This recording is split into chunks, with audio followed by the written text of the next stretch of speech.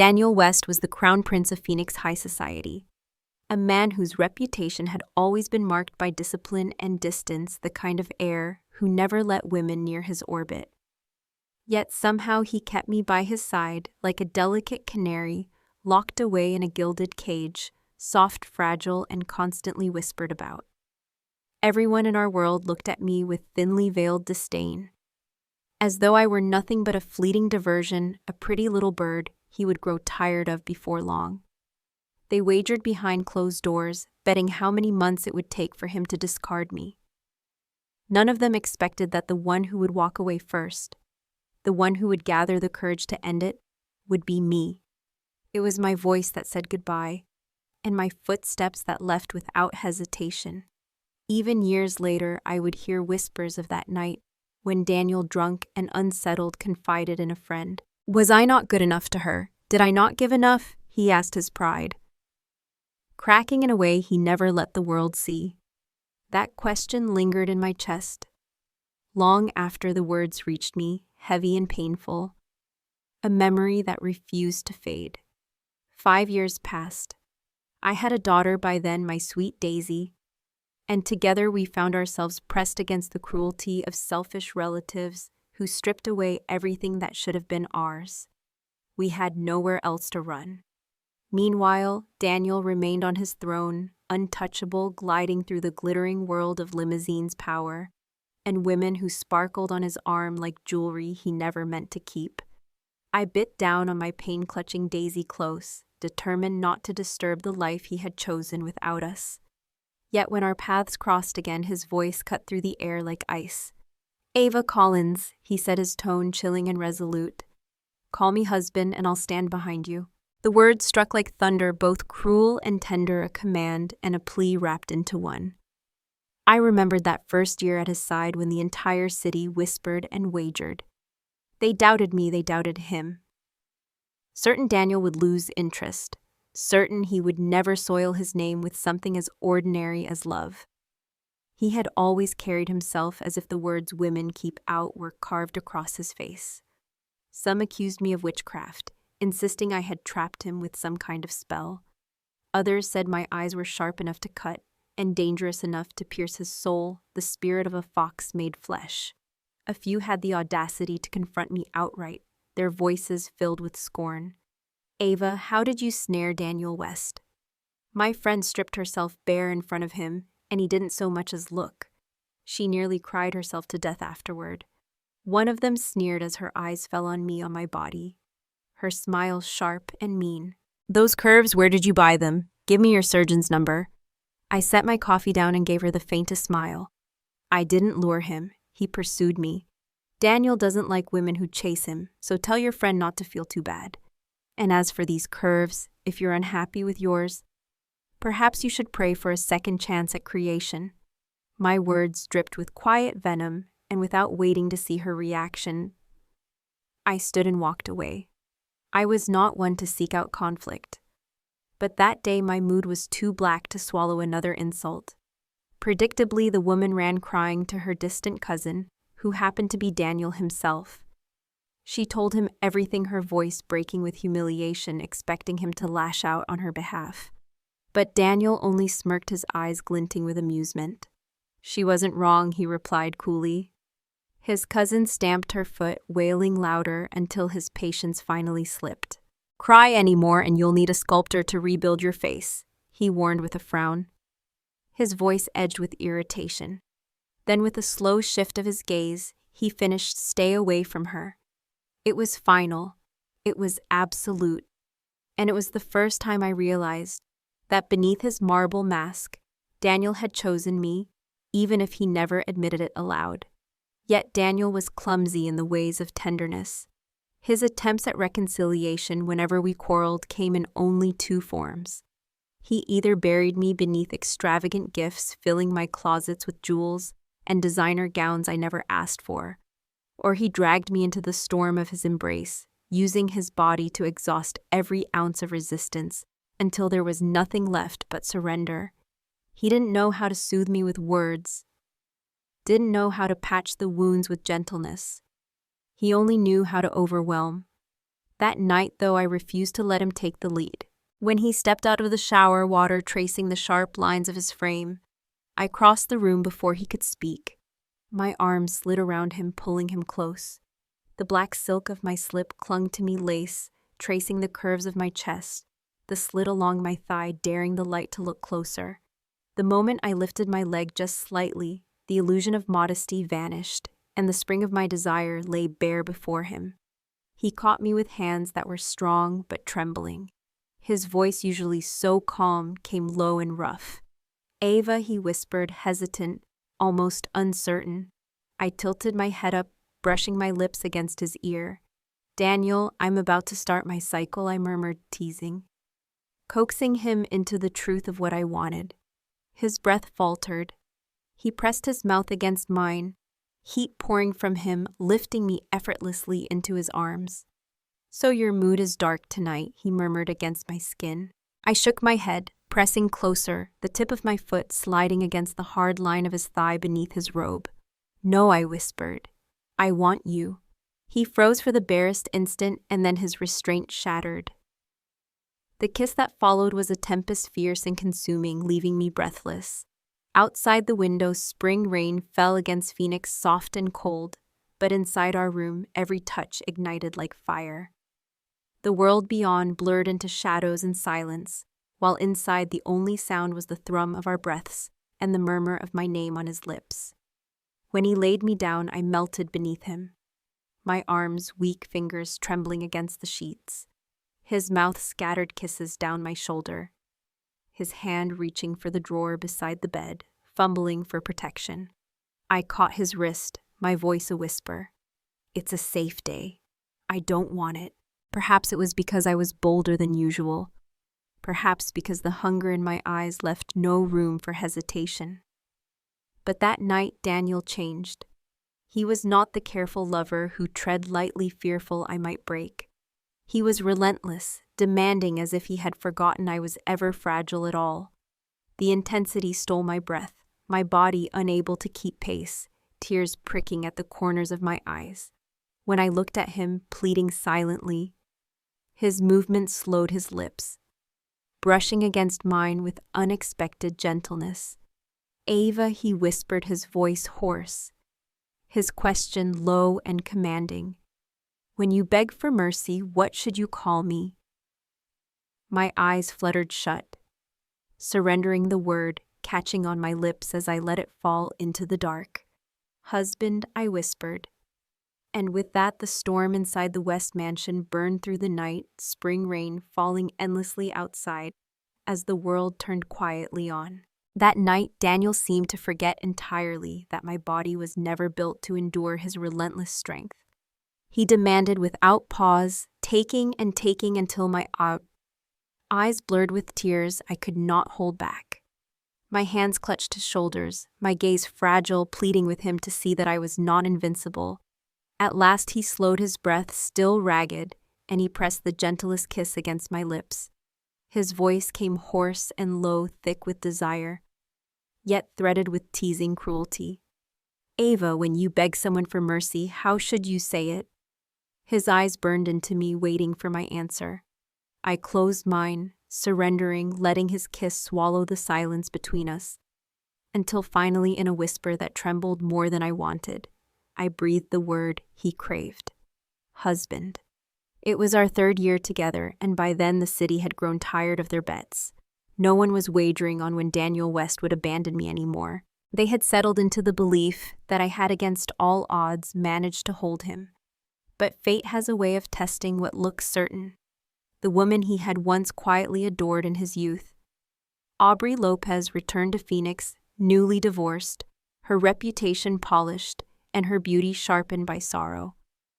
The first person to bring me the news was his younger cousin, a girl who wore triumph across her face, as if she had been waiting years for this moment. She looked at me with venomous delight. "Ava Collins, do you really think your comfort will last much longer? Aubrey is back, and my cousin rushed to the airport at midnight to meet her. Do you know who paid for her world-class attorney?" He did. He made sure she won her case.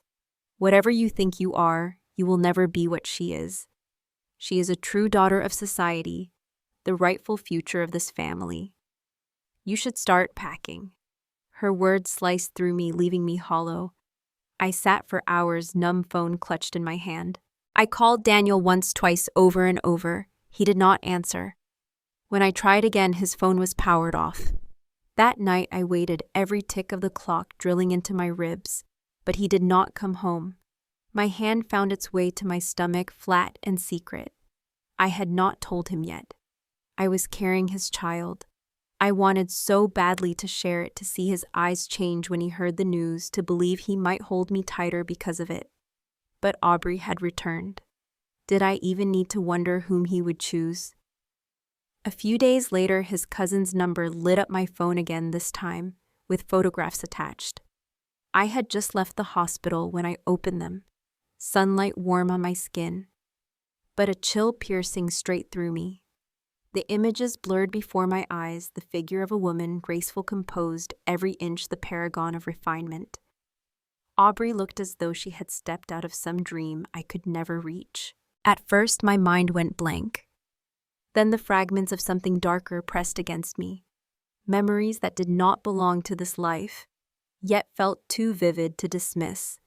Pieces of a nightmare came together until I could see it clearly. The snowstorm howling beneath a bridge, my own body lying stiff and broken, clothes in tatters. And beside me, the echo of a small girl's cries, silenced when Daniel West had dragged her into the cold arms of an orphanage. She had not yet turned 5. In that vision, he looked at me with eyes carved of ice, his voice colder than the wind. "Ava Collins, everything that happened you brought on yourself. I gave you money. We are finished. But you dared to hurt Aubrey, so this ending is nothing less than you deserve. Even the child you forced into this world means nothing. Aubrey does not want her, so I will never acknowledge her." The pain of those words clamped around my heart, and tears spilled faster than I could wipe them away. So that was all I had ever been, an interlude, a disposable chapter in someone else's love story. Even the child I carried was nothing more than a tool stripped of meaning the moment she did not fit into his perfect picture with Aubrey. No matter how much I loved her, Daniel would never choose us. He would always choose destiny, and destiny was not me. Support us by listening on our original channel, City with Me. For 3 nights, Daniel did not come home. I lay awake staring at the ceiling of the West Mansion, turning everything over in my mind. By the end of the 3rd day, I had made my decision. If I was nothing more than his canary, then I had to accept the fate of such a creature. He had loved someone before me, and now she had returned. I would step aside. I would retreat quietly, sparing myself the humiliation of waiting to be replaced. Yet the question clawed at me: if I relinquished my place, what would become of the life inside me, and the little girl she would one day be? Those days, Daniel's mind belonged entirely to Aubrey. He did not come home, did not call, and yet when I phoned him, he answered with a softness that tore at me. His tone was gentle, as if nothing had shifted between us. "I've been busy with work. If you feel restless, go out with your friends. Don't forget your vitamins. Be good, Ava, and wait for me at home." I swallowed down my pain and whispered back, "Yes." But I did not go out, not once. I stayed inside those gilded walls, drowning in the silence he left behind. The bottles of supplements stacked in the cabinet never grew lighter. Each morning I poured them into the sink, watching the water carry them away. My body had always been frail. The doctors warned that conceiving would be difficult, and if I lost this child, I might never have another chance. That was why I guarded every breath, every heartbeat, not for myself, but for the life growing inside me. I wanted this child. I wanted her so fiercely it terrified me. She was the only proof that I mattered, the only piece of me that could not be erased by Daniel's indifference or Aubrey's triumphant return. Even if he never chose me, even if society dismissed me, I would cling to this child with every shred of strength left in me. And so I smiled when he called, spoke softly when he asked if I was eating, pretended to be obedient when he told me to rest. He never saw that my eyes burned from crying, never heard the silence when I pressed my phone to my chest after he hung up. He never knew that I was hiding the only truth that mattered, that I carried his daughter and that no amount of indifference could make me give her up. My body had always been fragile, weakened by years of illness, and the doctors had warned me more than once that conceiving would be a battle I might never win. That was why this child mattered so much. If I failed to carry her to term, if fate stripped her away from me, there would likely be no second chance. I wanted her with a desperation that burned through my bones. I wanted to love her and to shield her from every wound the world might inflict, to give her all the tenderness I had been denied. Because Daniel no longer came home, I had hours of silence in the West Mansion to pack my things. I did it little by little. A necklace slipped into a pocket one day, a bracelet tucked into a small pouch the next. No one noticed, and even if they had, I doubt they would have dared to question me. By the final morning, all that remained of my life with him was a single small suitcase, the sum of everything I was willing to take. I climbed into a taxi bound for the airport, my heart pounding each streetlight of Phoenix, flashing by like a countdown to freedom. Then on my phone, a line of text seared into me like fire. "Love you, brother, forever the truest bond." The caption was attached to a group photo. In the frame, Daniel and Aubrey Lopez stood with others between them, yet her eyes betrayed the truth. She looked only at him, her smile warm and tender, her gaze soft as spring sunlight. The sight gutted me. It was as though a blade slid straight into my chest. My tears blurred the picture until the world outside the taxi window dissolved into streaks of color.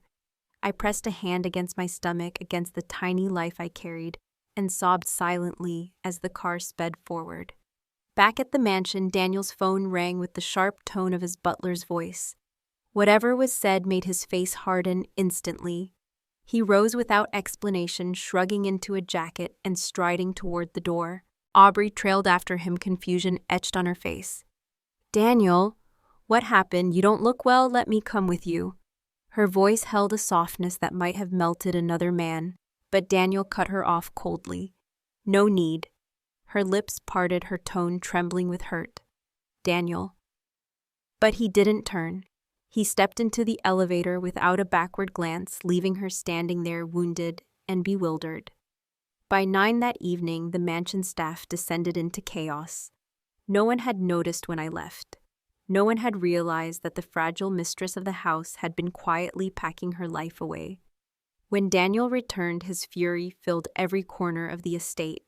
His eyes swept the gathered servants like a storm.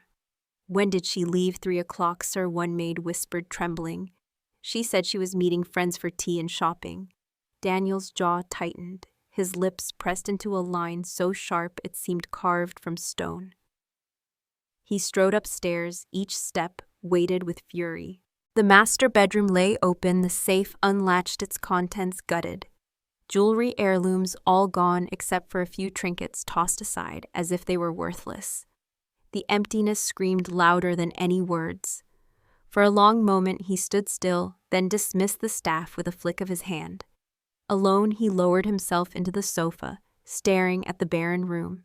Suddenly he let out a laugh, low and bitter, the sound of a man mocking himself. For all his power, for all his wealth, he had been the one abandoned. When my phone lit up with his name, my heart twisted painfully. I held it in my hand, letting it buzz, torn between the urge to hear his voice and the need to protect what little pride I had left. The call ended. A moment later, it rang again.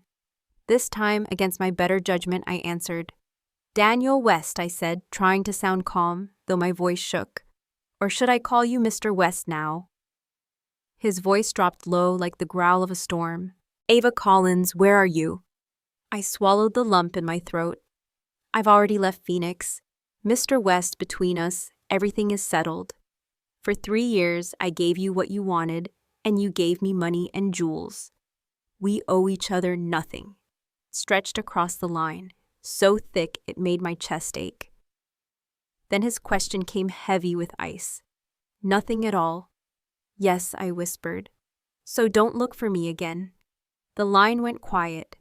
I thought he might have ended it, but just as I pulled the phone from my ear, his voice came again softer, this time weighed down with something I could not name. All right, I hung up before the ache in my heart broke me entirely. I turned my face to the taxi window and let the tears flow hot and unrelenting, the ones I had held back for so long. 5 years slipped by before I saw Daniel West again. By then, my parents had passed away, leaving me alone to fend off greedy relatives who circled like vultures clawing at the house and inheritance they left behind. I ran from one courthouse in downtown Phoenix to another law office. Daisy clutched tight against me, exhaustion gnawing at every part of me. That day she fell ill. Her small body burned with fever, her little face pale and weak. I had no strength left to pretend. Leaving the courthouse, I stepped onto the sidewalk and broke down. I cried openly, unable to contain it any longer, and Daisy, my sweet child, pressed her lips together, but then her tears spilled too. When my parents were alive, they used to tease that I was the family's crybaby, and that I had passed the title on to my daughter. Back then, crying meant comfort, meant someone would hold me, someone would soothe us both. Now it meant nothing. There was no one left to turn to. Just two fragile souls clinging to each other on the streets of Phoenix, sobbing into the wind with no place to go. Back when my parents were alive, crying had been a luxury, a way to act spoiled and coax comfort out of the people who loved me. Now it was nothing but proof of weakness.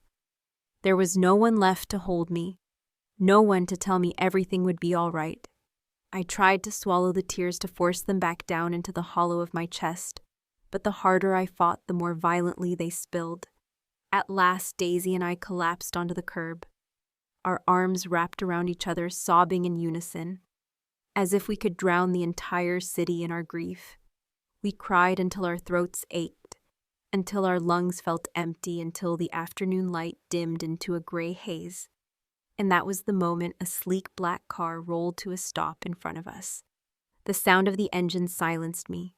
Instinctively, I tightened my hold on Daisy and shifted us to the side, shielding her, as though my body could block out the world. But when I lifted my head, the figure stepping out of the car froze me in place. Daniel West. He emerged immaculate in a tailored suit, every line of his body cut with authority, every glance as cold as the man I once knew too well. Behind him came his assistant, Lucas Miller, his secretary, Samantha Green, and finally a young woman I had never seen before. She was beautiful, her posture elegant, her smile sugary, the kind of girl society adored. Daniel's eyes swept across me. For a moment I thought I imagined it, the way his gaze brushed over my face, but there was no pause, no flicker of recognition, just an unrelenting chill. 5 years had passed and he seemed even more distant than the man I had left. Daniel slowed down the young woman at his side, whined, her voice sweet as syrup. "You're not waiting for me." Her words made him falter for half a step, the barest hesitation that told me she mattered. My chest tightened. I pressed Daisy's trembling body closer, forcing myself to turn to walk away. But just as I pivoted, tears surged again, blinding me, spilling unchecked down my cheeks. Out of the corner of my eye, I caught the truth. The woman beside him was not Aubrey Lopez. Whoever she was, whatever role she played in his life, it was no longer my concern. Daniel West could marry her, adore her, destroy himself for her. It didn't matter. That chapter was closed. Ava Collins. The voice struck like frost. My name on his tongue, stripped of warmth, as merciless as the winter wind. I froze where I stood, my legs heavy, as if nailed to the pavement. I didn't turn. Behind me, his footsteps approached, each one deliberate, each one pulling at the strings of my heart until it thrashed in my chest. Then the sound stopped. The silence between us pressed down like a weight, my back dampened with cold sweat, my entire body trembling uncontrollably. Daisy whimpered in my arms, her small body feverish, her forehead hot against my neck. Her lashes were wet with tears as she looked up at me, eyes full of confusion, whispering in a voice barely audible, "Mommy, I don't feel good." Her little hand clutched my collar with desperate strength. The ache in my chest tore open, the pain boiling through me like scalding water. I wanted to scream, to beg, to tell him everything, but my throat locked. All I could do was turn, eyes red and swollen, and meet the face I once called my home. Words choked me. Nothing came out. Daniel's gaze held mine, ice and cutting, the same look I remembered from another lifetime, the look he had worn when he stood beside Aubrey years ago, when his loyalty had crushed me into dust. My heart clenched under that stare, the fear of being discarded swallowing every last fragment of courage I had. In the 3 years we had been together, he had rarely been cold with me. But once long ago I had seen that same mask, and the memory clawed its way back now. I had run into an old college senior, someone who had once made me laugh without effort, and we had shared dinner. The hours passed in easy conversation, and I had returned home later than usual. That night, Daniel had been different. No indulgence, no gentle teasing. He greeted me with silence. I had felt guilty, unsettled, so unlike myself. He had always spoiled me, always caved, but this time I had been the one begging for forgiveness. I brought him fruit tea with my own hands, trying to coax him into softening, but he barely glanced at it, his mouth curling with disdain. How could fruit tea ever compare to coffee? The words stung, dragging back the memory of sitting in a cafe with my senior only hours earlier. My cheeks flushed with guilt. I had whispered then I'll make you coffee. Would that make you happy? He hadn't even looked at me. His voice was flat, dismissive.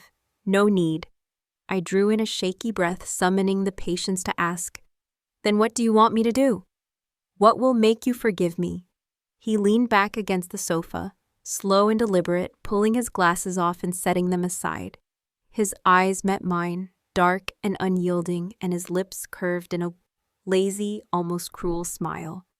"Ava Collins, you already know the answer." And in that moment, I had known, because loving Daniel West had always meant surrendering to him on his terms, in his world. Now standing on the curb of Phoenix Midtown, with my sick daughter in my arms, his stare dragged me back into that truth. No matter how far I had run, no matter how hard I had fought, Daniel West still had the power to unravel me with nothing more than his eyes. I bit my lip, hesitating before finally stepping forward. Slowly I climbed onto his lap, my arms circling his neck, my voice sweet as honey. "Husband," I whispered, "that night you pushed me too far. You didn't stop until I was nearly broken." Daniel leaned close, his breath warm against my ear, his voice low and edged with warning. "If I ever catch you laughing with another man like that again, Ava Collins, even if you call me husband 100 times, it won't save you." The memory of that night dissolved into the present, his voice once again pulling me back to the searing reality before me. Daniel West was a man who always kept his word, and in my memories the ending was carved in stone. He had chosen Aubrey Lopez. No matter how many times I had begged, no matter how many times I had called him my husband with tears in my eyes, he never once softened. He had watched me die in agony, unmoved, not a single tear shed. How could I hope for anything different now? And yet something felt altered. The man who had moments ago looked at me with a distance that froze my veins now seemed to falter, as though the ice that had sealed him for years had begun to crack. His eyes held a trace of the warmth I once believed in.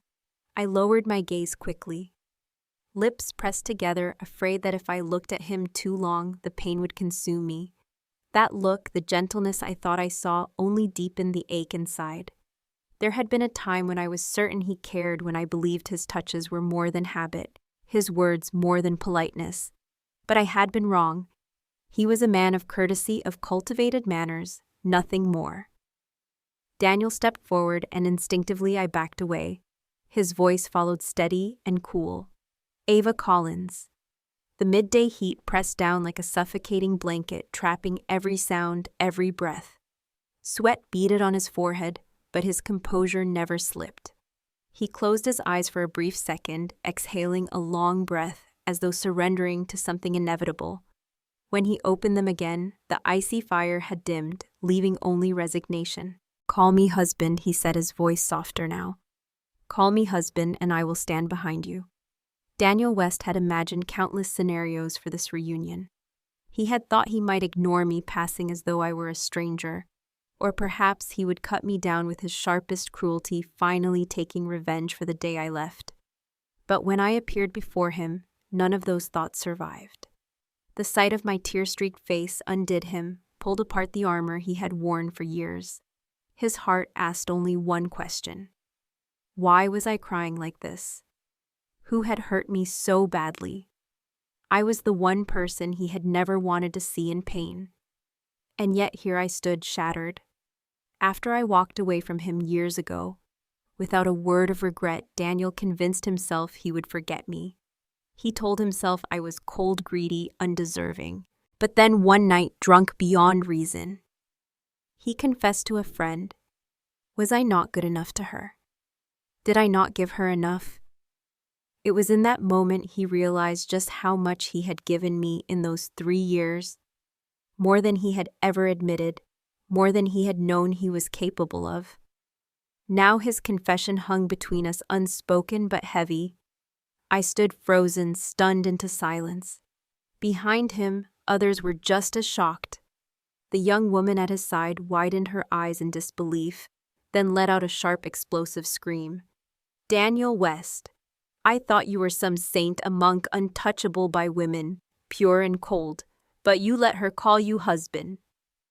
She stomped her stiletto into the ground and stormed toward him, her voice rising with every step.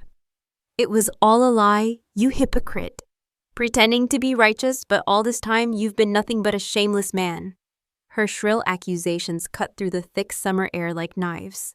Daniel's brows furrowed in irritation, the sound grating against his patience. She jabbed a finger toward me, her voice a screech. "And this child is yours, isn't she, Daniel West? You pretend to be honorable, but you left her pregnant and abandoned. You're nothing but a disgrace." I lowered my head, wishing I could vanish into the concrete. My only prayer was that her rage would not turn toward Daisy. My lips sealed my silence, my only defense. Daniel finally snapped, his voice sharp as steel. "Aunt Vivian, if you want to scold me, do it at home." The words struck me like lightning. My knees nearly buckled. Aunt Vivian. The glamorous young woman before me was his aunt, though she looked far too youthful to carry the title. Vivian, clearly pleased at my reaction, smirked. She patted Daniel's shoulder, scolding him with a mock sweetness. "Really, Daniel, you ought to remember. Outside, you call me your aunt. And here you are letting this poor girl think otherwise. Honestly, you're shameless." Daniel's jaw tightened, but his retort came with calm precision. "If you keep standing in this heat, Aunt, you'll undo all the work from your spa treatments this year." Vivian's face flushed crimson. She glared, muttering curses under her breath, but she didn't push further. Her satisfaction came from the confusion on my face, the way my world tilted under her words. She cast me one final sly glance before turning back to him. "We'll settle this later, Daniel, but don't think you can get away with it." And with that, she clicked away on her heels, leaving me trembling, my arms tightening around Daisy. Vivian smacked Daniel hard on the shoulder, half scolding, half teasing. "Did you forget again? Outside, you're supposed to call me sister, not aunt. And honestly, you're too old now to keep reminding everyone that I'm younger." Daniel sighed, his patience fraying, and replied dryly, "If you stay out here in this heat much longer, all the work you've put into your beauty treatments will melt away before the year is over." Her eyes narrowed, sparks of irritation flashing, but she knew better than to continue. "Fine," she huffed. "We'll settle this at home. Don't think you're off the hook." Then turning toward me, she gave me a sly smile. "Sweet girl, don't forgive this man too easily. He doesn't deserve it."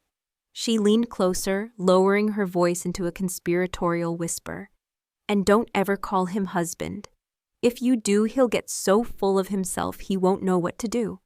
I stood there still, caught in a haze of confusion, unable to process what had just unfolded.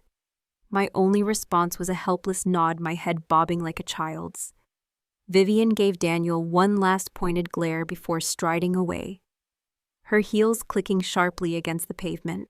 Daniel cleared his throat, the faintest trace of discomfort flickering across his usually stoic face. "It's too hot out here. Get in the car." When I remained rooted to the ground, he didn't push. His eyes shifted to Daisy, fever flushed and limp in my arms. "She needs a hospital. Now." "I can call a taxi myself," I murmured, clutching my daughter tighter, preparing to walk away. But Daniel moved faster than I could react.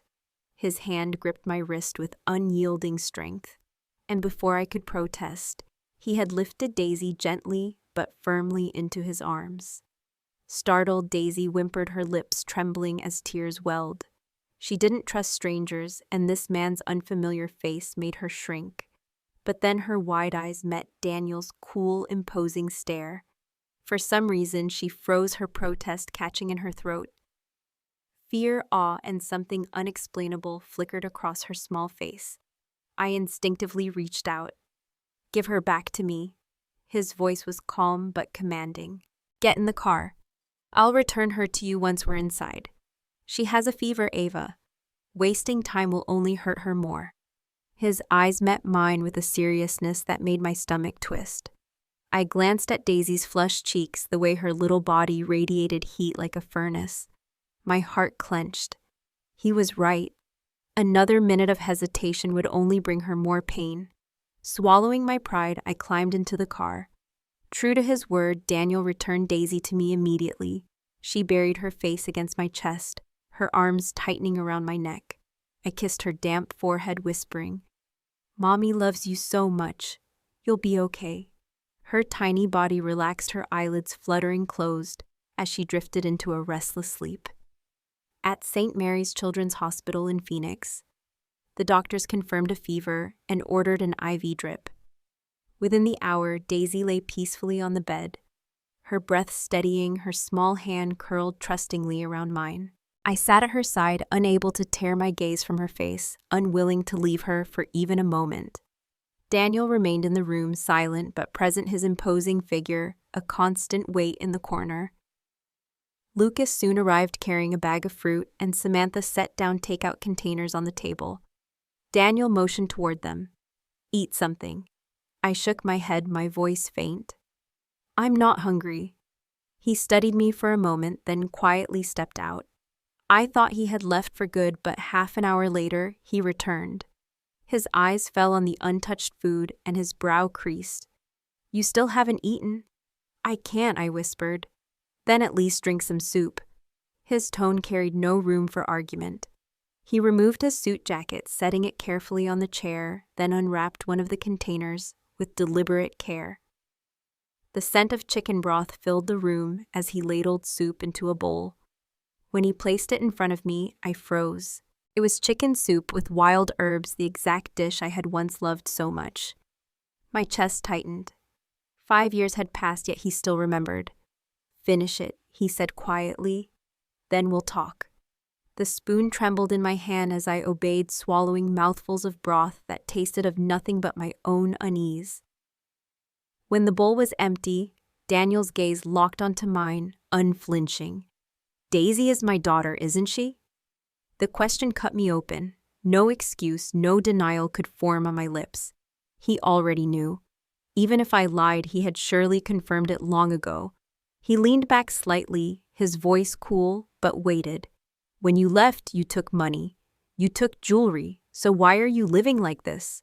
Why are you letting people walk all over you?" A bitter laugh escaped me. "Because they wanted to take what little my parents left behind. The house, the inheritance, everything. And why would they think they could?" he pressed. "Because I'm a woman," I answered with a hollow smile. "And Daisy is a girl too. In their eyes, our family line has ended. They believe the property should go to the men, not to us." Daniel's expression dark in fury, simmering beneath the surface. His gaze shifted to Daisy, still sleeping soundly under the hospital blanket. His eyes softened in a way that made my breath catch. Just then his phone buzzed. A message flashed across the screen from Aunt Vivian. That little girl has your eyebrows and forehead, Daniel. She's yours." He looked closer at Daisy, studying the curve of her brow, the slope of her chin, the mischievous spark, even in her resting face. The resemblance was undeniable, part him, part me. I blinked, unable to trust what my own mind was showing me. Memories long buried returned with a cruel clarity that felt like knives against my skin. I remembered Daniel West's cold hand pushing Daisy away when she reached for him, the way he turned his face to stone whenever she tried to get close. I remembered the day he had looked at her with not a shred of mercy and sent her to an orphanage as if she were nothing. Even now, the sound of her cries echoed in my ears, haunting and unrelenting. Tears welled uncontrollably, spilling hot down my cheeks, and I could not stop them. Daniel's voice cut through the silence, sharp, controlled, yet tinged with something I couldn't name. "Why are you crying, Ava Collins?" I lifted my gaze, my throat raw. "Because you never loved her. You never once loved Daisy." His brows pulled together, his voice low and heavy, with restrained anger. "And how would you know that?" My reply came steady, despite the quiver in my chest. "Because in your eyes, she has only ever been a burden." His voice cracked like a whip, sharp and furious. "Ava Collins." I forced a bitter smile and met his stare, head on, my eyes burning. "Leave, Daniel. Whatever we had ended 5 years ago." A muscle in his jaw ticked his lips, curving into a smile that carried no warmth, only irony. "You're right."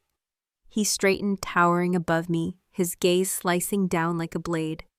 "If you had lived a better life, if you hadn't stood in the street crying with our daughter clutched to your chest, I wouldn't have bothered to involve myself again." A hollow laugh escaped me. "I don't need you. I can handle it on my own. This is a country of laws. I'll protect Daisy myself." He pointed toward the sleeping child, his tone stern, cutting through every defense I had. "And what about her? Should she grow up without a father?" My vision blurred with tears as I looked at him, my voice barely a whisper. "Do you want to hear a story, Daniel West?" My words cracked with every syllable. Because in that story, before Daisy was abandoned in an orphanage, I was already dead. I turned to Daisy asleep, and fragile, her tiny chest rising and falling. She was my entire world, the only reason I endured. My heart clenched, fierce and determined. I will never let her live that nightmare. I will never let her suffer the way she once did. Daniel frowned, his disbelief sharp in his voice. "Ava, what you're saying makes no sense. That could never happen. It did." I said firmly, my voice steady now. "If I hadn't walked away back then, if I had stayed, you would have destroyed us both. You just don't see it."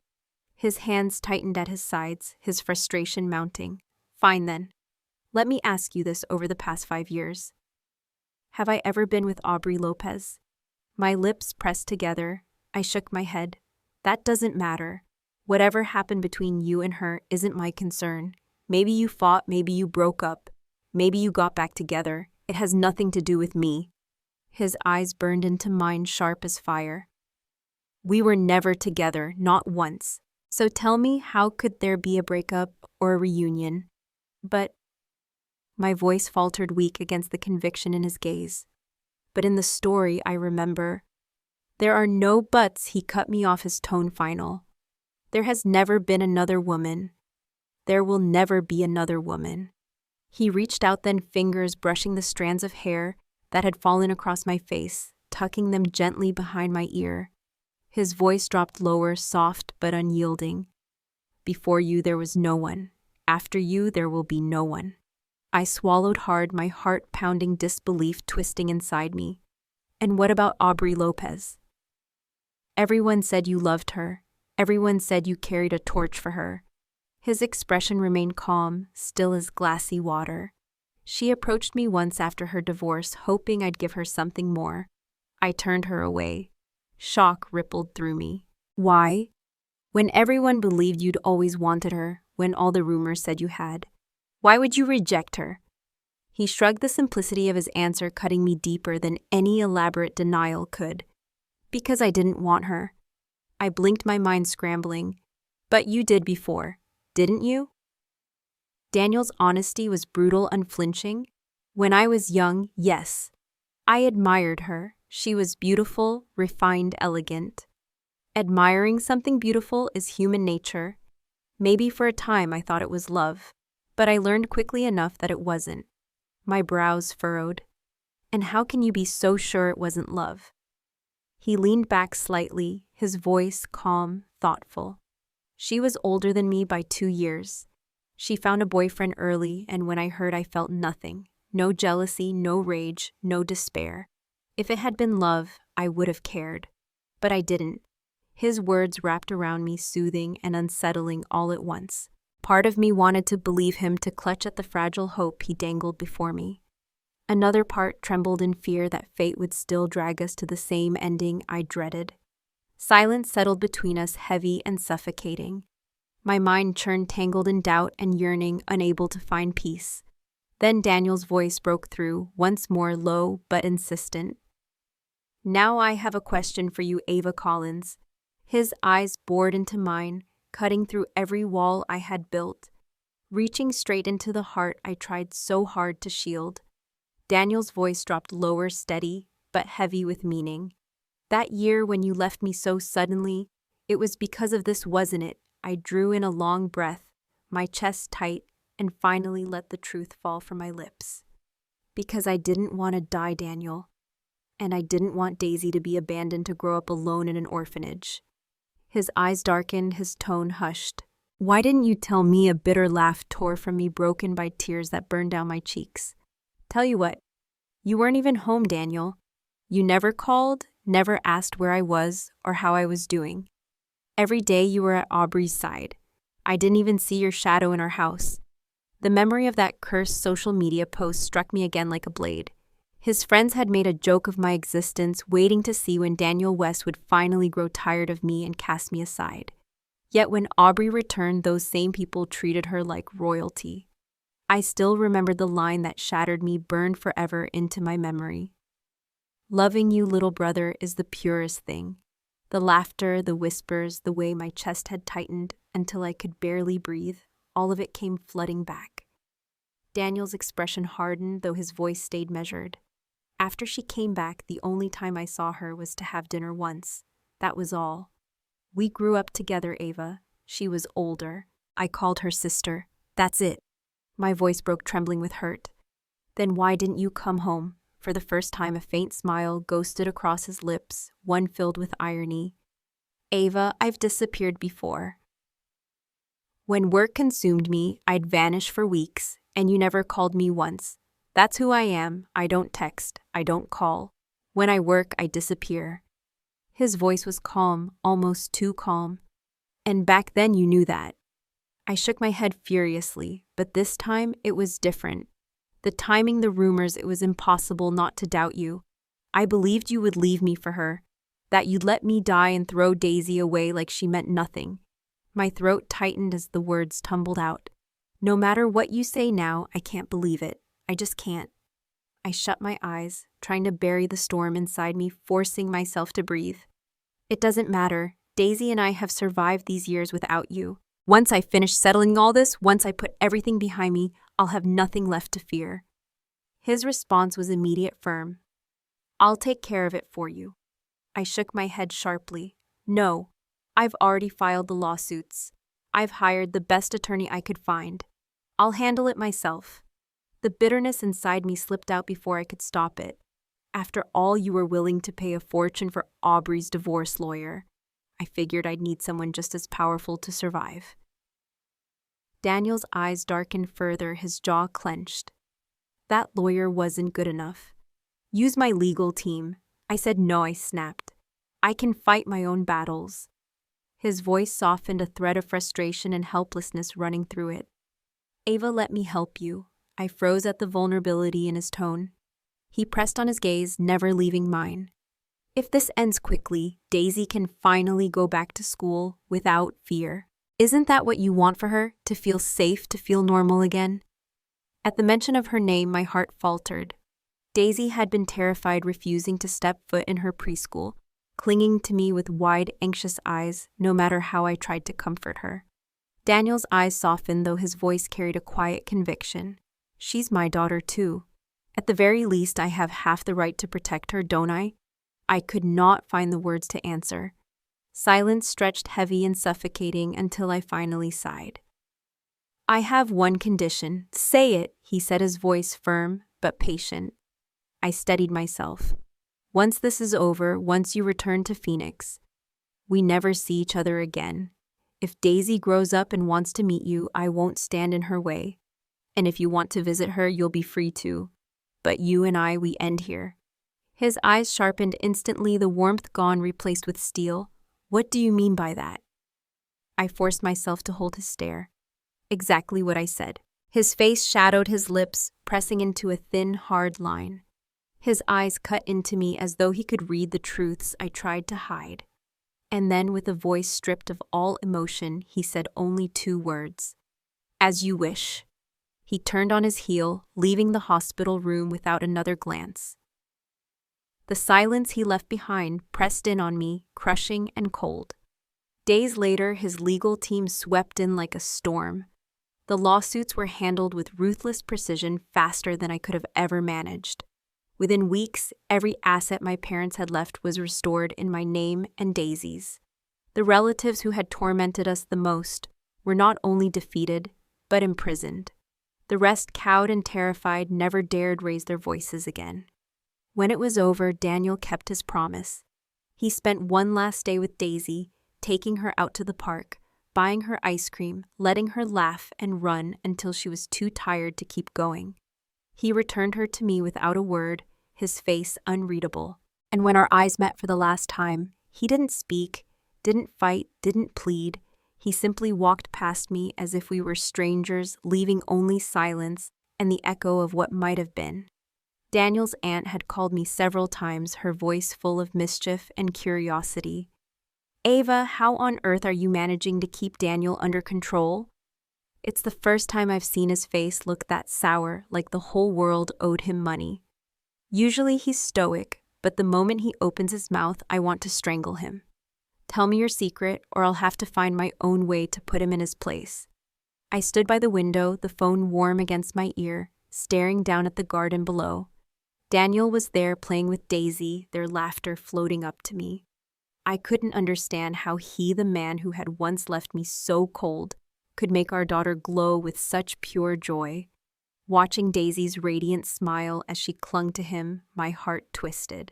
He wasn't the same man I once knew, the man who thought expensive gifts or overwhelming passion in the bedroom were the only ways to keep me close. This Daniel was different, softer somehow, as if time had carved something new into him. When will you head back to Phoenix? I asked Aunt Vivian quietly through the receiver. I'd like to see you off at the airport. You mean you're not going back with Daisy, she teased. Not yet. She's gotten comfortable here, and I don't want to uproot her again. Aunt Vivian chuckled knowingly. Ah, I see. No wonder he's been stomping around like a man possessed. He couldn't convince you to come home with him. From what I can tell, Ava, there's still something left between you two. Don't you think he deserves another chance? Before I could answer, the sound of the doorbell cut through my thoughts. I opened the door, and there stood Daniel, his shirt clinging with sweat, his strong arms carrying Daisy. She was flushed and damp but clung to him as if she never wanted to let go. Mama, Daisy chirped the moment her eyes landed on me. We went to 3 parks today. 3 Daddy lifted me so high, higher than a giraffe, Mama. Her words spilled out in one long stream of excitement, her little arms reaching for me. I smiled softly, taking her carefully from Daniel's hold. Really that high? Well, no wonder you're sweaty, sweetheart.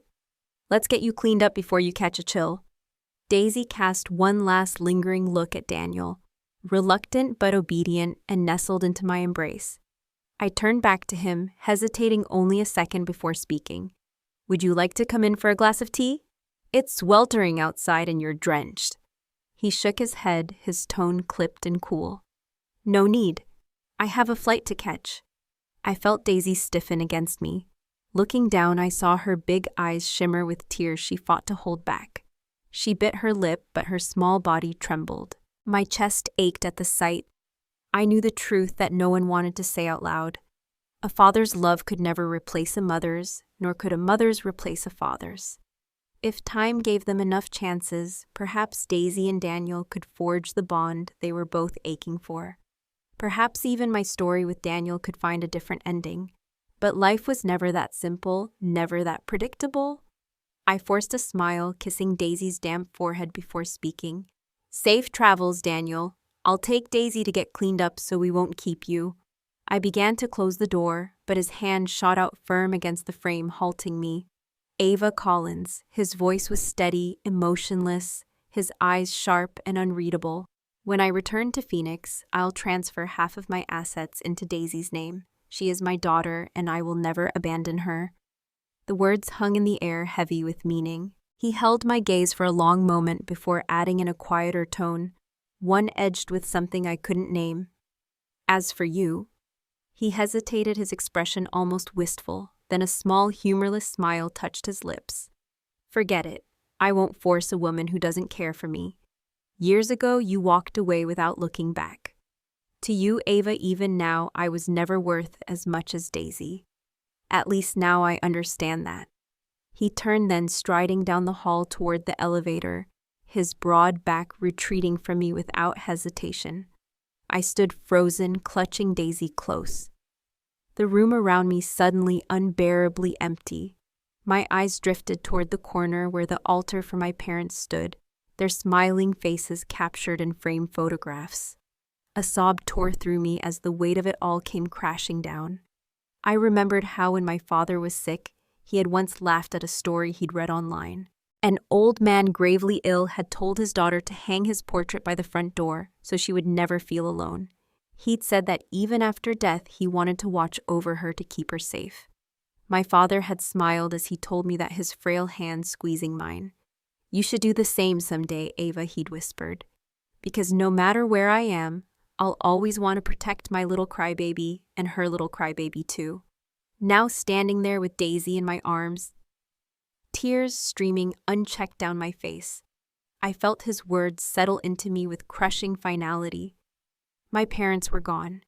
The only unconditional love I had left in this world was the child trembling in my embrace. Daisy buried her wet face against my chest, her small hand clinging to my blouse. "Mama," she whispered brokenly. "Don't cry, please don't cry." I kissed her hair, rocking her gently, but my tears wouldn't stop. Outside, somewhere in the distance, Daniel West's shadow lingered in my mind, cold and unyielding, yet hauntingly familiar. Even after he was gone, my father had wanted to protect me one last time. I remembered the way he had laughed weakly from his sickbed, telling me, "Ava, you should do the same." Put my picture by the door. I still want to protect my two little crybabies. Now his framed smile stared back at me, my parents frozen forever in that photograph. The sight broke me all over again. Other than them, no one in this world had ever loved me without condition. My tears blurred their faces as Daisy wept silently in my arms, her small body trembling. She pressed her face into me, obedient, trying not to make a sound. I held her tighter, unable to contain my own grief. The sobs tore free, ragged and loud, shaking through my chest. Mommy Daisy whimpered, tugging at my sleeve with her little hand, her eyes red and wet. I looked down at her, my own face a blur of tears. She pointed past me, her finger quivering. I lifted my gaze and through the haze saw the tall shadow standing in the doorway. Daniel West. He had returned without my noticing, and now he stood there silently watching me crumble. I didn't know how long he had been there, how much he had seen. But when our eyes met, everything I had been holding back finally crashed through. My hand lifted instinctively, reaching for him in my desperation for comfort. He came forward without a word, his arms wrapped around Daisy and me, holding us both so tightly. It felt as though he were trying to fuse us into himself, to shield us from every cruel thing the world had thrown our way. He held us for a long time, his silence louder than any promise. Gradually, the storm inside me ebbed. His hand lifted, gentle, wiping the tears that clung stubbornly to my cheeks. His voice came low, steady, filled with an unfamiliar tenderness. Ava Collins, even if you never call me husband, I will still cherish you. His gaze shifted to Daisy, a faint smile tugging at his lips. And of course her too. He looked at our daughter and then back at me, the corner of his mouth lifting further. My two little crybabies. For the first time, his trip back to Phoenix was postponed. Aunt Vivian soon arrived to take Daisy with her for the afternoon. Despite never having married or had children of her own, she doted on Daisy like she was her own flesh and blood. Before leaving, she wagged her finger at me, her voice half serious, half teasing.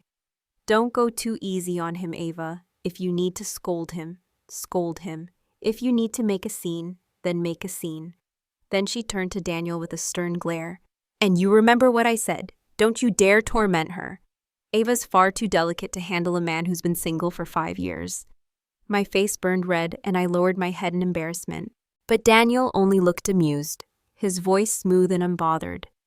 If the great Victor Song can manage being single for 40 years, I think I'll survive. Vivian's cheeks flushed scarlet. She balled her fist and smacked his arm in outrage. You insolent brat, you've grown up but you still don't know how to respect your elders. Daniel only laughed, letting her rain down a few harmless blows. Finally, with that mocking little smirk, he added, Go on now, Victor's probably been waiting for hours. Vivian huffed, scooped Daisy up in her arms, and stormed out muttering under her breath. The moment the door closed behind them, Daniel stripped off his jacket and strode toward me. His movements were purposeful, almost predatory. What are you doing, Daniel West? I gasped as he scooped me up effortlessly, his strong arms lifting me off the floor. He grinned wicked and boyish all at once, just admiring the handiwork of the gods. He set me down gently on the bed, but before I could protest, his hands pinned mine above my head. His lips descended onto mine. The kiss, deep and unrelenting, swallowing every sound I tried to make. His body pressed firmly against me, his strength caging me in his breath, hot and overwhelming. Aunt Vivian wasn't wrong, he murmured between kisses. His voice husky, ragged with years of restraint. A man who's been starved for 5 years is dangerous once he finally decides to act. Please, Daniel, gentle, I whispered, my voice breaking as I turned my head away, breathless. His laugh rumbled low in his chest, rich and teasing. Gentle, I don't think I can be gentle with you, Ava. His kisses trailed down, slow but insistent, mapping every inch of me with reverence and hunger.